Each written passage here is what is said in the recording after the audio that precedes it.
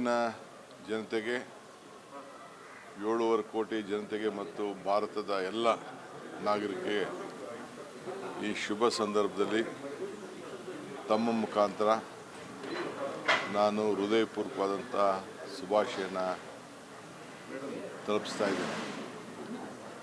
ಈ ದೇಶದ ಐಕ್ಯತೆ, ಸಮಗ್ರತೆ, ಶಾಂತಿಗೋಸ್ಕರ ನಮಗೆ ದುಡಿದಂಥ ಎಲ್ಲ ರಾಷ್ಟ್ರೀಯ ನಾಯಕರ ತ್ಯಾಗ ಬಲಿದಾನವನ್ನು ನಾವೆಲ್ಲ ಸ್ಮರಿಸಿಕೊಂಡು ಇವತ್ತು ಅವರು ಕೊಟ್ಟಂಥ ಪ್ರಜಾಪ್ರಭುತ್ವದ ವ್ಯವಸ್ಥೆ, ಸ್ವಾತಂತ್ರ್ಯ ಇವೆಲ್ಲ ಕೂಡ ಅಳವಡಿಸ್ಕೊಂಡು ನಾವೆಲ್ಲ ಬದುಕ್ತಾ ಇದ್ದೇವೆ.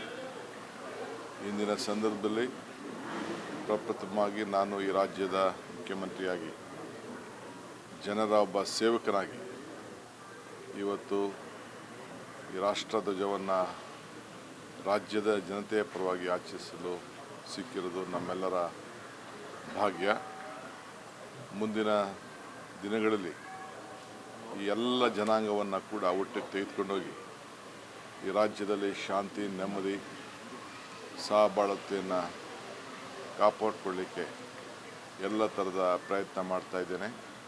ನೀವೆಲ್ಲರೂ ಕೂಡ ಪುಟಾಣಿ ಮಕ್ಕಳಿಂದ ಹಿಡಿದು ಹಿರಿಯರವರು ಕೂಡ, ಮಠಾಧೀಶರಿಂದ ಹಿಡಿದು ಎಲ್ಲ ಅಧಿಕಾರಿಗಳು, ನಮ್ಮ ರಕ್ಷಣೆಯನ್ನು ಮಾಡ್ತಾ ಇರೋಂಥ ಎಲ್ಲ ನನ್ನ ಸೈನಿಕ ಬಂಧುಗಳು, ಕಾರ್ಮಿಕರು, ರೈತರು, ಎಲ್ಲ ವರ್ಗದವರು ಕೂಡ ಈ ಸಂಭ್ರಮವನ್ನು ಆಚರಣೆ ಮಾಡಿ ಈ ದೇಶಕ್ಕೆ ಶಾಂತಿಯನ್ನು ಮೂಡಿಸಬೇಕು ಅಂತ ಹೇಳಿ ನಾನು ಪ್ರಾರ್ಥನೆ ಮಾಡ್ತಾಯಿದ್ದೀನಿ. ಜೈ ಹಿಂದ್, ಜೈ ಕರ್ನಾಟಕ.